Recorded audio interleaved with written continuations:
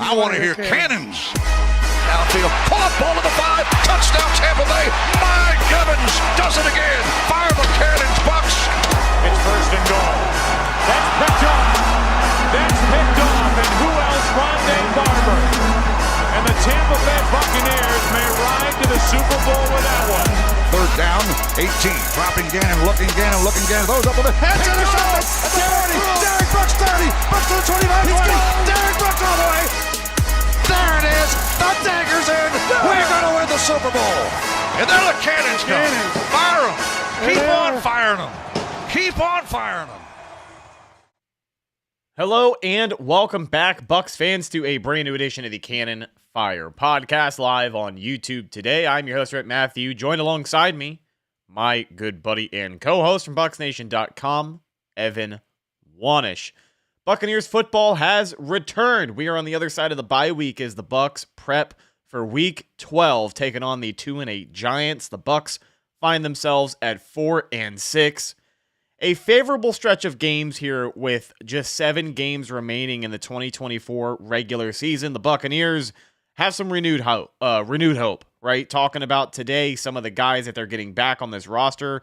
A couple of outside additions that are all too familiar in this defense we will dive into as well. But very slim margins for error down the stretch here, Evan.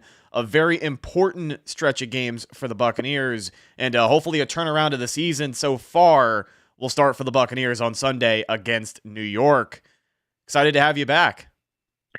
Yeah, excited to be back, and obviously 2 games I missed were 2 losses, 2 very close losses, came down to the wire in both of them against 2 teams that, look, at the beginning of the year, we didn't really expect the Bucs to win either of those games. I think you looked at those and you actually probably thought they weren't going to be as close as they actually were, because both Kansas City, it's crazy to think Kansas City's struggling when they're 9-1, but they haven't been, the world beaters, right? And then San Francisco is 5-5 right now, so both those teams kind of struggling a little bit, and those games were close. The Buccaneers played them right down to the wire, and you could argue that if a couple of plays go their way in both those games, they could win both those games. But the fact of the matter is they didn't, and I'm not sure I've ever seen a more must-win game against a 2-8 team in Week 12, because they simply cannot lose this football game to a Giants team that is bad. And this isn't the Giants preview. We'll get to that on Friday, but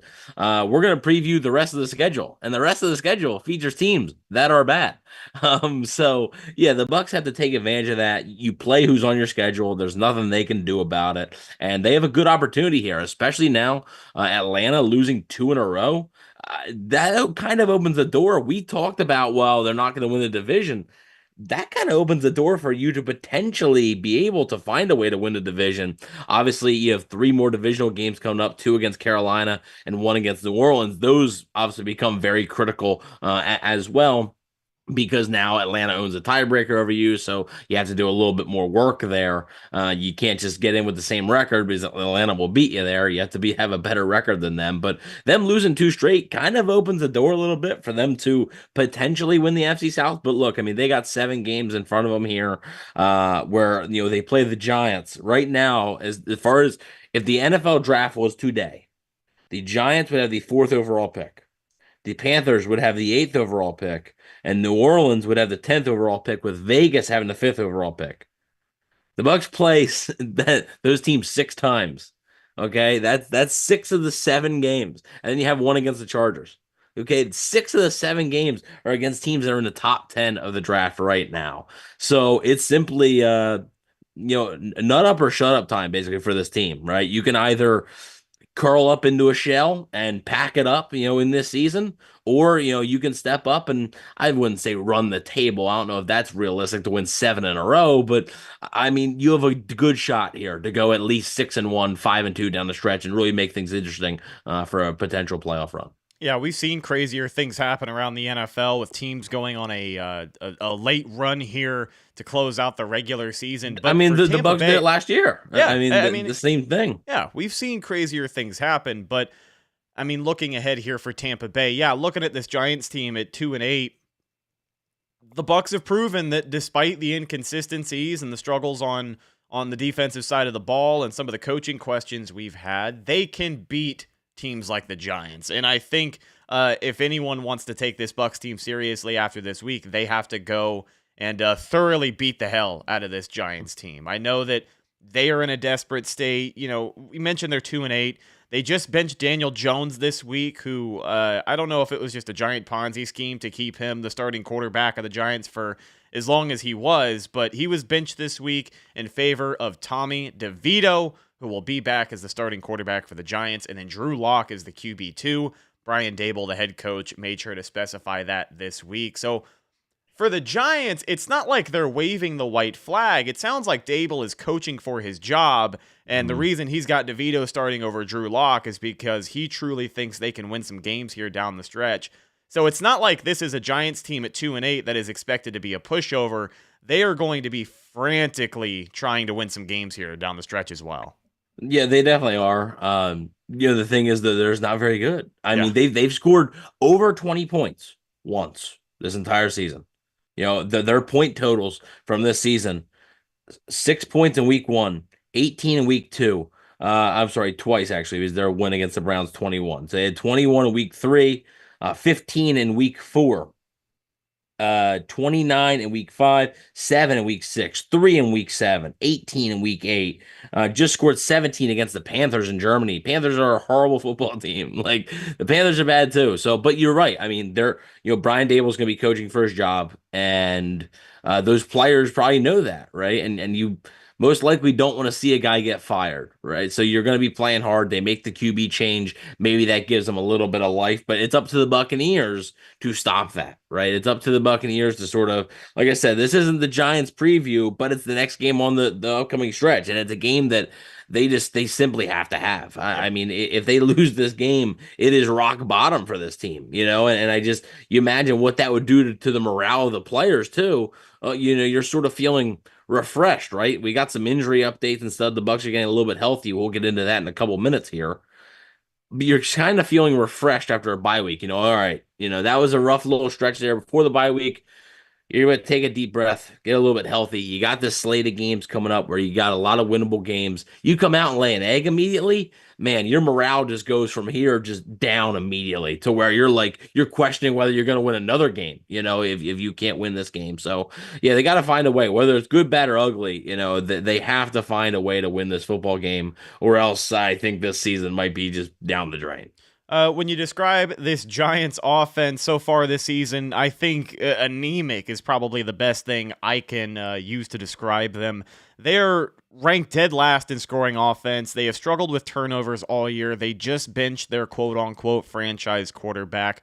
I don't expect Tommy DeVito to step in here. I know he's played in this offense before under Daboll, and they've had moderate success, but I don't know if I expect him to be the savior this week for this Giants team. I really do think that, for the Bucs looking to get back on the right track, I don't want, with all due respect to the Giants, I mean, this should be a punching bag game for the Buccaneers. I would love to see the defense really start to change people's tune if they can come away from this game with, multiple takeaways. I mean, we're going to talk about, some of the guys that they get back here in this secondary, a couple of ball hawks potentially, but I do think that this is a game this Bucs team can absolutely take advantage and, kind of hopefully show people that they're playing at a level here down the stretch that most people expect them to. Because like you said, if they come out here and lay an egg, this season is practically over. I don't think there's going to be much hope for anyone down the stretch of what this team can do. But realistically, knowing what they can do so far this season,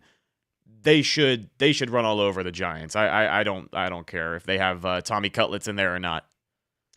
Yeah, it's definitely something they need to be prepared for. Because like I said, you see that, when a team makes a quarterback change, sometimes they get a little bit of a bump, right? Because it's a little bit of an energy boost, right? It's the new guy in there. Yeah, you're still 2-8, but it sort of gives you a little bit more life. So the Bucs, and specifically the defense, will have to, really find a way to sort of turn things around, because there's a lot of talent on the defense. They're missing talent.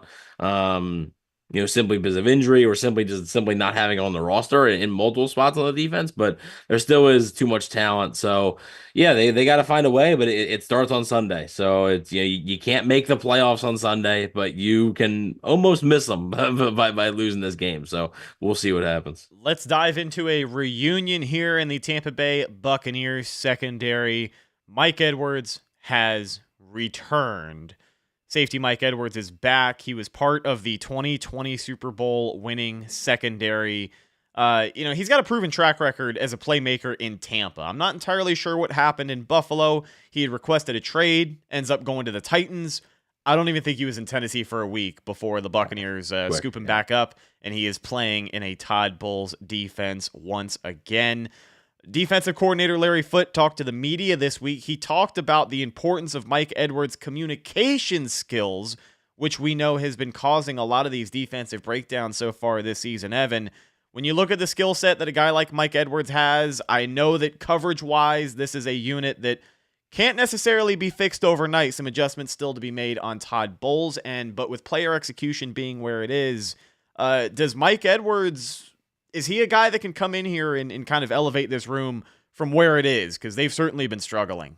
I think he can certainly help. It's obviously, depth, and anytime you can get depth that's also familiar. I know he hasn't played, in Tampa in 2 seasons, basically, but anytime you can get depth that is also somewhat familiar with the defense and the area and like comfortable enough in the system, I think that's a bonus. So I do think it made a lot of sense. It made sense. He was released by the Bills and he was a free agent, eligible to sign anywhere, and it made sense for the Bucs to sign him then. He signs with the Titans. Like you said, I think it was with the Titans for 3 or 4 days. Yeah, I don't know why they even signed him.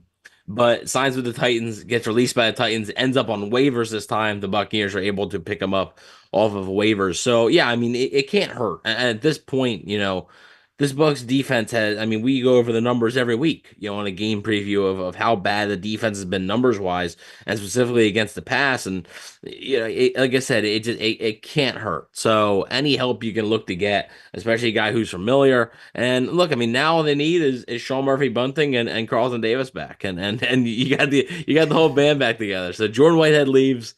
Eventually comes back. Mike Edwards leaves, eventually comes back. So I guess all roads lead back to Tampa for the guys in the secondary. But hopefully he can make an impact. We'll see how much he plays on Sunday. It's not like he was sitting on the street, he was on a team, so it's not like he needs to get in like game shape or anything. He's already in game shape. So we'll see how many snaps he plays on Sunday. We'll also see if that changes. Does that change how they play a guy like Jordan Whitehead, how they play a guy like Antoine Winfield Jr. when you have Mike Edwards back there, who is a solid, fringe starter / high-end backup guy, and I think you can trust him in certain spots there to get the job done. So we'll see how much he plays, but yeah, I think it's a good thing. I can't really say much bad about it when it's depth, and it's depth that what you're getting pretty much. Yeah, it has a reputation as a ball hawk safety in a room full of ball hawk safeties. You talked about Jordan Whitehead and Antoine Winfield Jr. Tyke Smith really coming along nicely as well when he's available. And for Mike Edwards, probably the biggest play that he made during his time in Tampa, it's hard to forget, back-to-back pick sixes in Raymond James Stadium against the Atlanta Falcons. That was something special. So hopefully the Buccaneers can lean on him to try and start taking the ball away here, because, again, we've talked about the struggles in coverage. I don't know if that's something that's going to be fixed before the end of the year, but if you can start taking the ball away and you got more of those guys in that defensive backfield to take the ball away, it could make some game-changing plays down the stretch. As we continue the discussion on the secondary and reunions, Jamel Dean potentially back in the lineup for the Tampa Bay Buccaneers this week. He has been activated from injured reserve and is practicing with the team once again. If he's out there, it's a little bit of stability for this secondary. They have been used and abused since he went down. We've talked about Zion McCollum, how he's been a bright spot. He's also dealing with injury this week, so we'll keep you updated throughout the rest of the week of what's going on with him. But again, I'll ask you the same question I asked about Mike Edwards. Jamel Dean coming back. is he at a point now where he can really elevate this cornerback room and alleviate some of what we've seen these last couple of weeks? Because as we've said time and time again, they need some help. Yeah, I mean, look, Jamel, I'm not going to act like Jamel Dean was doing great before he got hurt, He was struggling, before he went down. There was a lot of people that, I mean, not a lot of people, it was stating the obvious that, like, Zion McCollum was his team's best corner, like Zion McCollum has been this team's best corner for the entire season. That being said, having Jamel Dean back certainly helps because simply put, no offense to these guys, but Jamel Dean is just better than Tyreek Funderburk, and he's just better than Josh Hayes. I mean, he is simply a better football player than those two guys. So having him back helps for sure. We'll see. Hopefully he's able to come back this week. It sounds like he'll be able to. It sounds like there was a lot of optimism that he'll be coming off of IR, and be able to. So.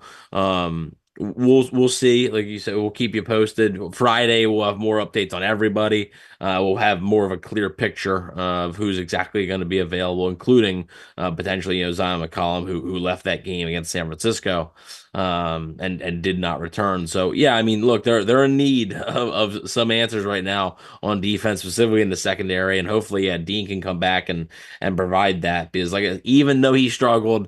I trust him more than a Tyreek Funderburk or a Josh Hayes out there. So hopefully he can come back and produce.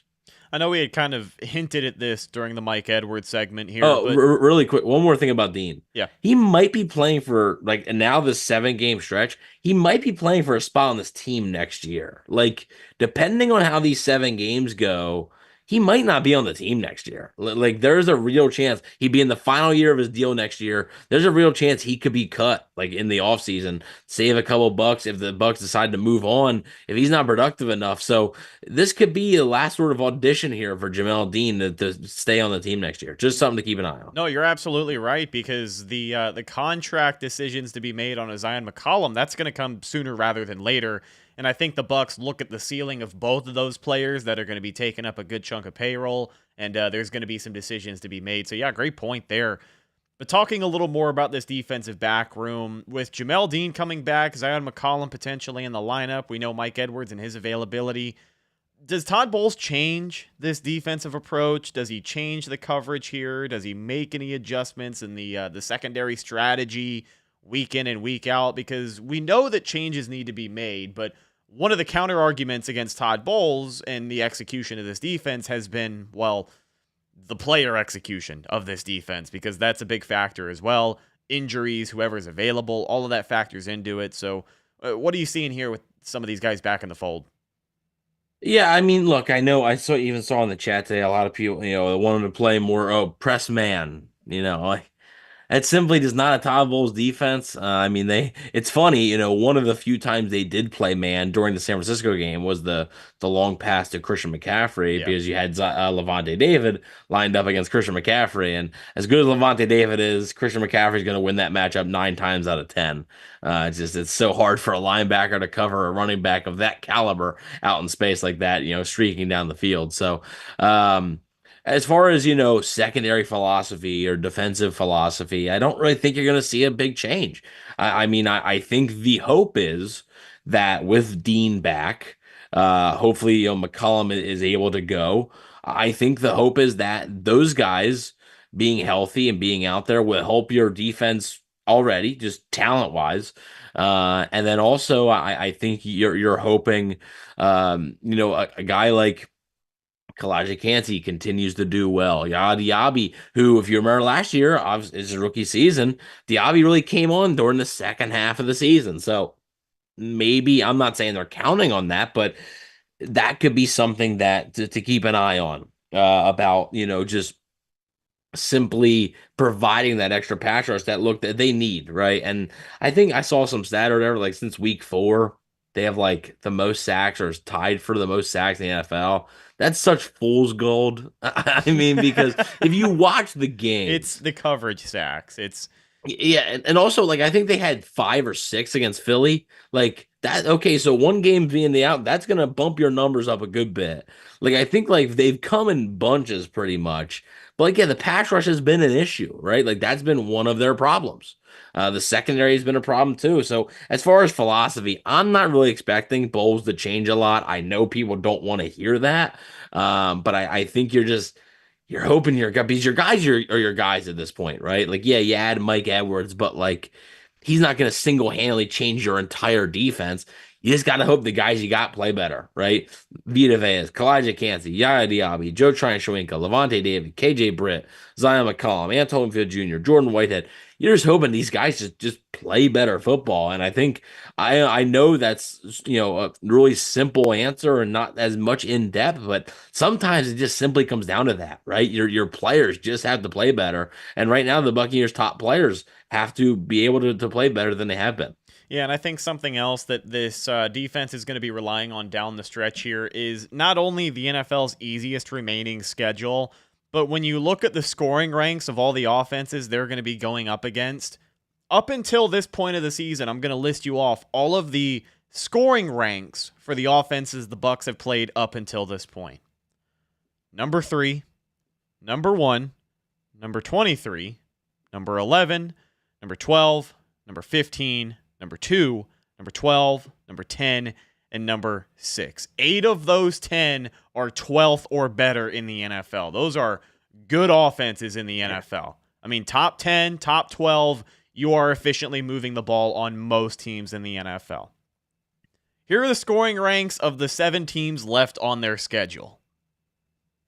32, 29, 26, 24, 20, 29, and 15. The Saints have the best offense the Bucs are going to see throughout the rest of the year. And that's if everything keeps rolling the way that it has been. But we know that this Sunday, the Bucs have the Giants. After that, you've got the Panthers, the Raiders, the Chargers, Cowboys, the Panthers again, and then, of course, the New Orleans Saints. Evan, a lot of people are leaning on this stretch to allow the defense, obviously, to maybe, boost their numbers a little bit here against some mediocre offenses, but they're relying on the Bucs to really start to beat up on some of these teams. I mean, the Chargers are probably the most successful team you're going to see, 7-3 as of right now, the best record you're going to see left on the schedule. So that could be a very tough game. But for the most part, people expect the Bucs to go on a run of like 5-2, 6-1 here. Your thoughts on this stretch? We just talked about some of the guys coming back, some reinforcements on the offensive side of the ball. We'll talk about Mike Evans here in a minute. But as people talk more and more about this, supposed playoff push that's going to be happening just like it happened in 2023, your thoughts on the Bucs' chances here? Look, I mean, you look at that and you hear those numbers, and also, you're saying about how the Saints, with 15th, right? Well, the Saints scored 90 points or whatever the first 2 weeks. And then they scored 35 this past week, but before that, 35, they hadn't scored over 30. They've only scored over 20 a handful of times before last week. So they've also struggled, right? And there is an opportunity here where even when you're facing the Cowboys. Cowboys have been struggling. Okay, that might be a tough game. Dak Prescott goes down. He's not going to be playing that game. That one now becomes easier, and I don't want to call any game in the NFL easy, but it becomes easier, right? When the starting quarterback of the team isn't there, it should be easier, right? Like it should be. I know with Tampa, you've experienced that a couple times, but I do think, it should be a bit easier.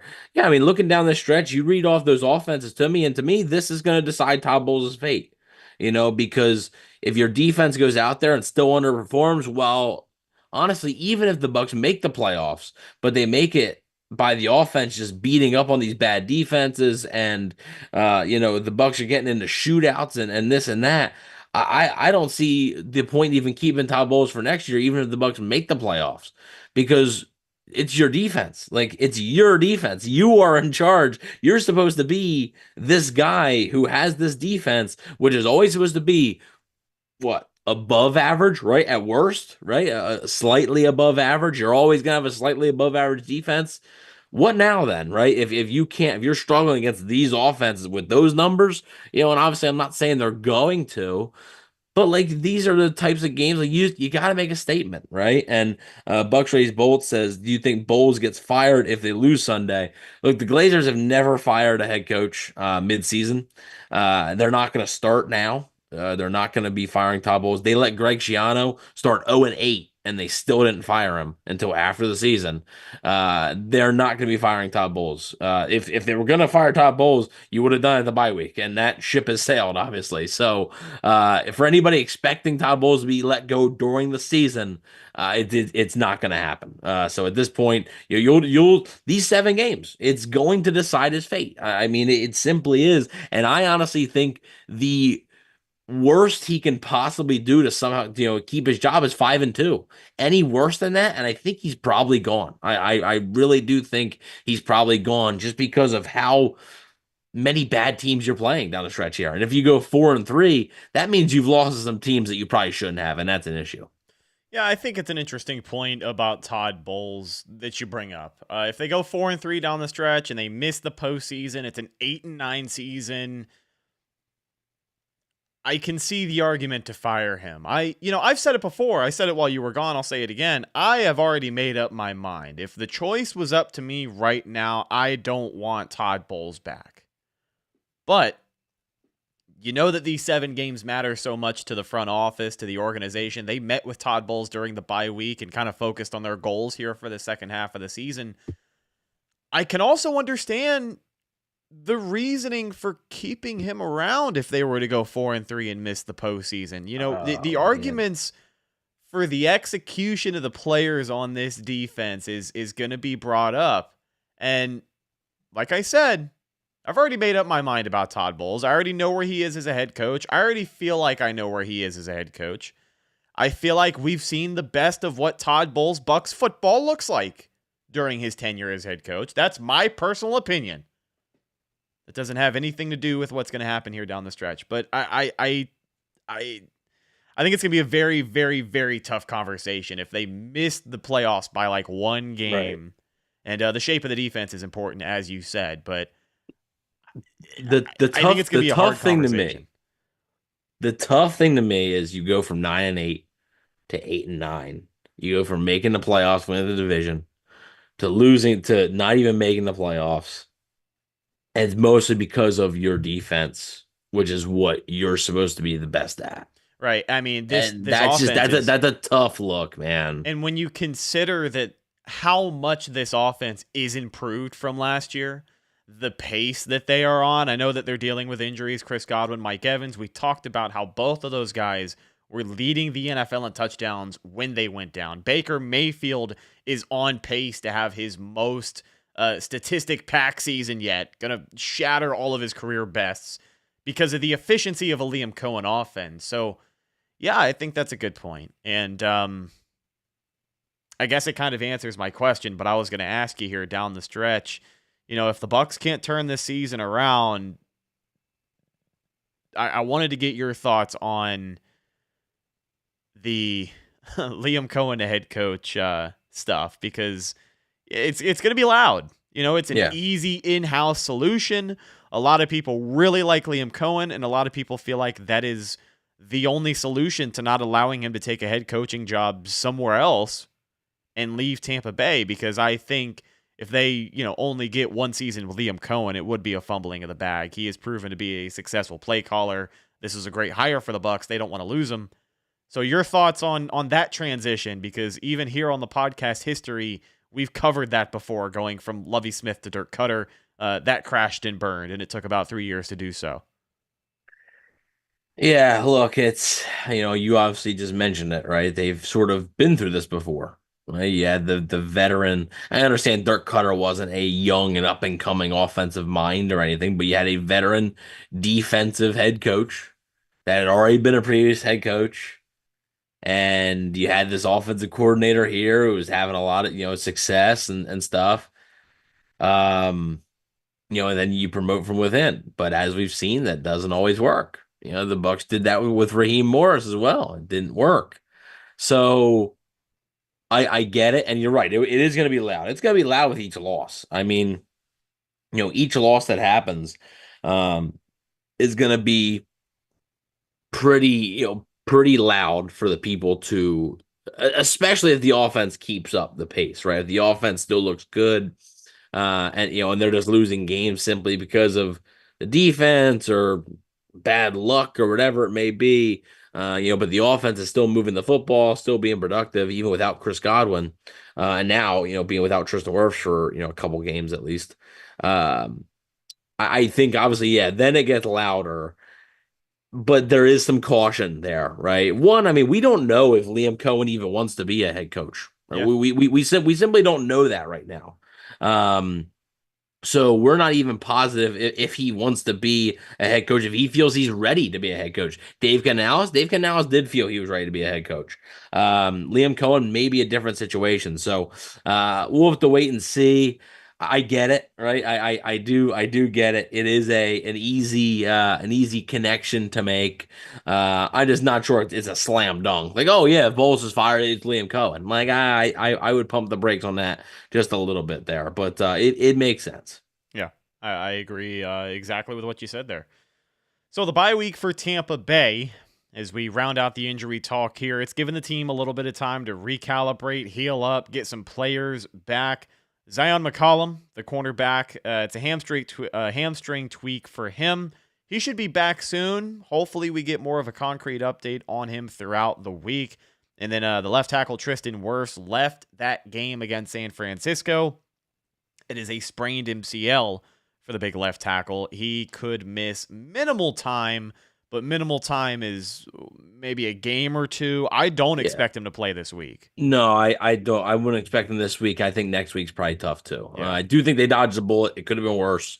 Because I mean, if he's out for the season, if that's a worse, I don't know what to think of this team then, right? Because he's so important to them. And but yeah, they dodged a bullet there. I would expect him to miss definitely this week, possibly next week too. I think you're looking at week 14. I think you're most likely looking at a return for him, which I mean, all considering it all, that's fine. I think you can survive 2 games against the Giants and Panthers without Tristan Wirfs, hopefully at least. Yeah, and you look at those defensive lines you just mentioned. Even though you are going to be facing Brian Burns Sunday. Yeah, it's Brian Burns, but it's the New York Giants and it's the Carolina Panthers here.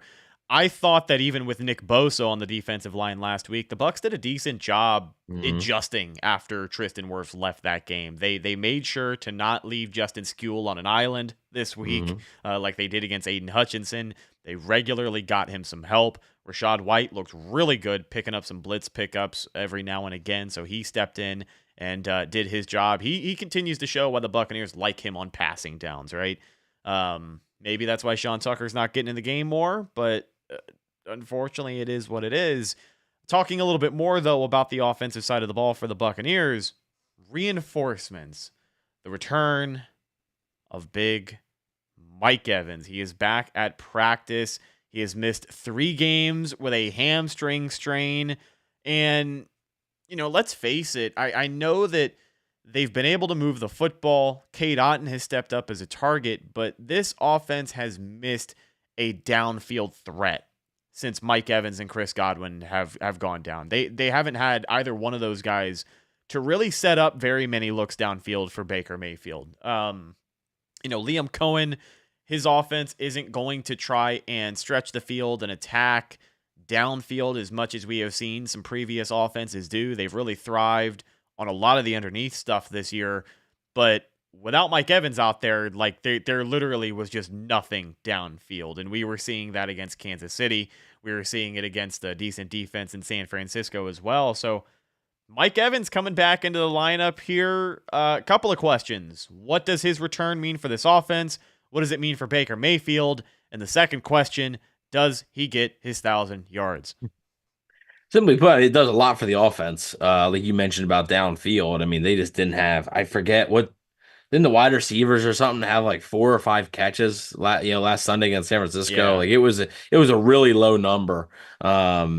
No, I mean also, but they're going to be missing Chris Godwin too, right? Because Chris Godwin does a lot for this offense, opens up a lot for Mike Evans. But yeah, having Mike Evans now back, at least should be back. That's the expectation that he's back, 100% this Sunday. Having him back will do wonders, I think, for Baker Mayfield. I'm curious to see how he's used because now, he's without Godwin. This is going to be the first time in this Liam Cohen offense that it's Mike Evans, and like Chris Godwin isn't there and he's not coming back. So, I'm curious to see how they use Mike Evans. I'm sure Liam Cohen has worked on that. But, Baker Mayfield, the entire offensive coaching staff, probably worked on that all bye week, of how they're going to run this offense in the second half of the season with just Mike Evans being the primary, number one target and not having a guy like Chris Godwin there. So I am curious to see how it works. Excited, obviously, to have Mike back. Just more fun watching them play football, than have them still on the sidelines. It's not as fun to watch the football game. So, as far as the 1,000 yards thing, I would say no, but with the amount of bad teams they're playing, Well, there's a real chance. Because he's going to get a lot of fair, even though he's the number one target. And everybody knows because Godwin isn't there. Everybody knows the Bucs are going to be looking to get him the ball. There's still going to be some games where he's just better than the dudes. Like he's just simply better than what the players in the secondary are on the other team.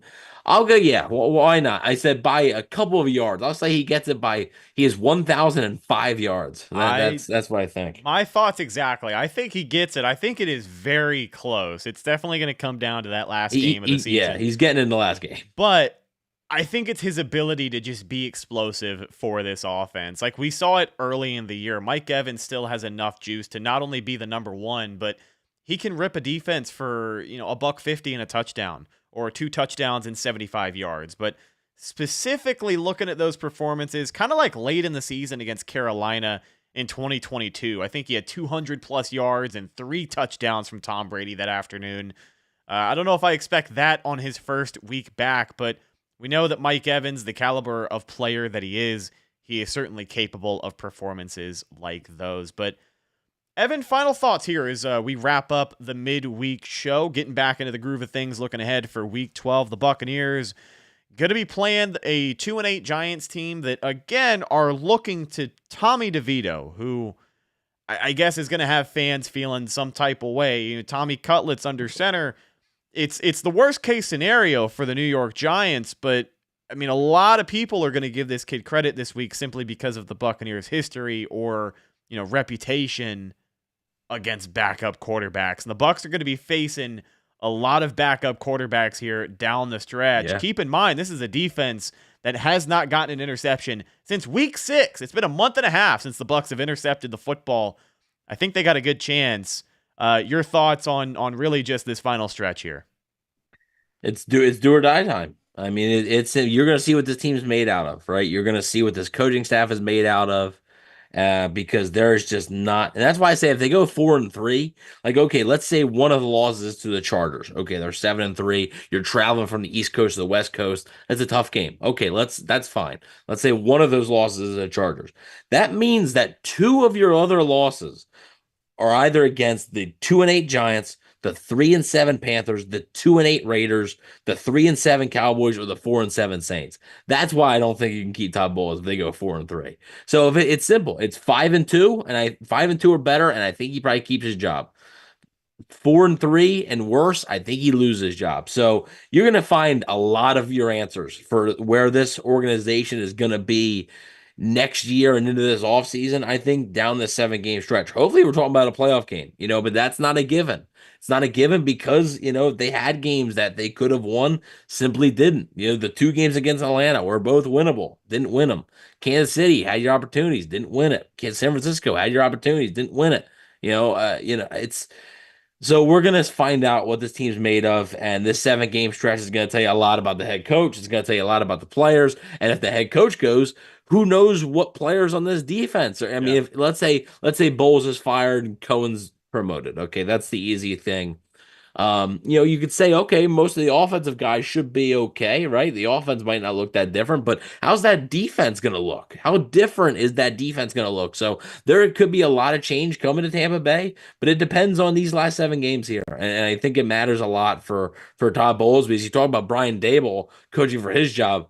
I think Todd Bowles is doing the same, to be honest with you. So it's gonna be an interesting 7 game stretch, but they have a lot of opportunities, and again, it has to start with a win on Sunday. It simply does. I agree with you. And as far as 5-2 or better for Todd Bowles to keep his job, I think the same could be said about the postseason.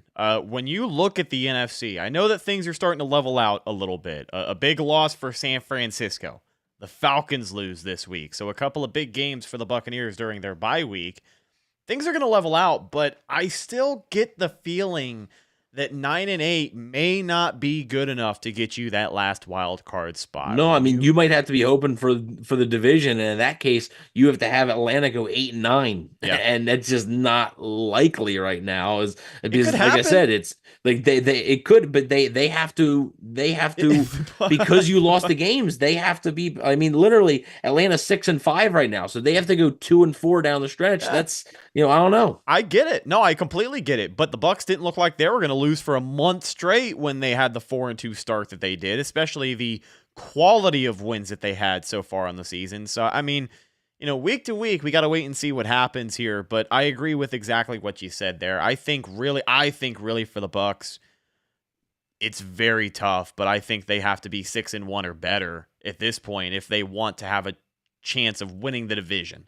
Again, you're counting on other teams to lose here. We talked about Atlanta having to get at least 2 games ahead of them because they do have that tiebreaker over Tampa Bay.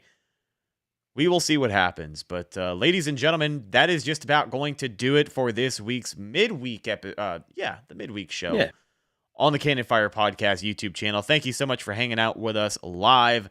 Subscribe to the channel for more great Buccaneers content and consider becoming a member of the Cannon Fire crew. You can directly support the show and allow us to continue to do what we do.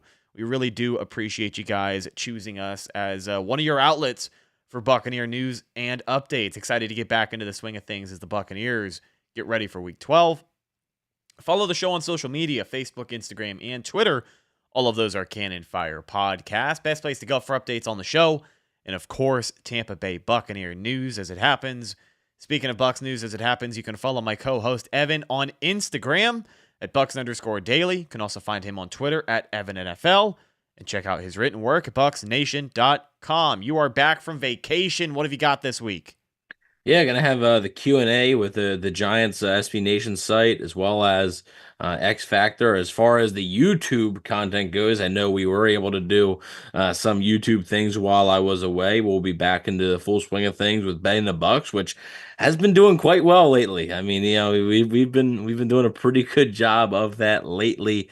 Even with the San Francisco one, we weren't able to put a video out for that. It did post it on our community tab, so that also gives you, hey. If you don't see a video, check the community page. You might find some information there.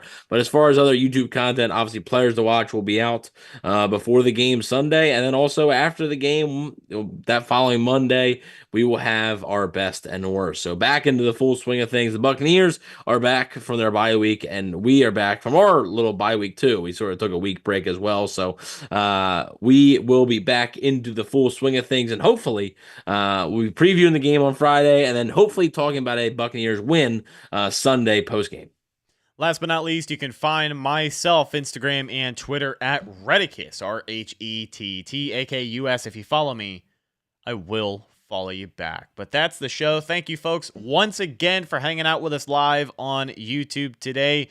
We will talk to you later this week with some more news and updates on the Tampa Bay Buccaneers. I'm your host, Rhett Matthew, signing off for my co-host, Evan Wanish. We will talk to you in the next one. Until then, and as always, thank you for listening, and go Bucs.